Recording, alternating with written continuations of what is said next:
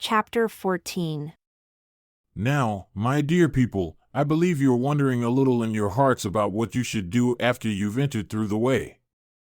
But why do you wonder over these things in your hearts? Don't you remember I told you that after you had received the Holy Ghost, you could speak the words of angels? Now, how could you speak the message of the angels unless you did it by the Holy Ghost? Angels speak by the power of the Holy Ghost. As a result, they speak Christ's words.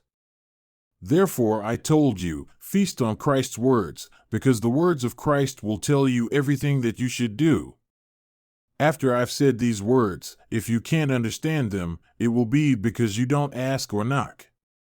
Consequently, you aren't brought into the light, but are certain to perish in the dark.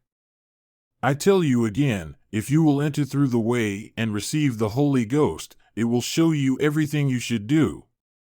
This is Christ's doctrine. No more doctrine will be given until after he visits you here on earth. Once he shows himself to you here on earth, you must obey what he tells you. Now I can't say anything else. The Spirit keeps me from going on, and I'm left to mourn because of mankind's unbelief, wickedness, ignorance, and stubbornness. They refuse to search for knowledge, or comprehend great knowledge when it's given plainly to them, just as plain as words can be. Now, my dear people, I sense you're still wondering in your hearts. And it distresses me that I have to speak about this. Because if you were willing to listen to the Spirit that teaches a person to pray, you would know you must pray. Because the evil spirit doesn't teach a person to pray, on the contrary, it teaches a person they must not pray.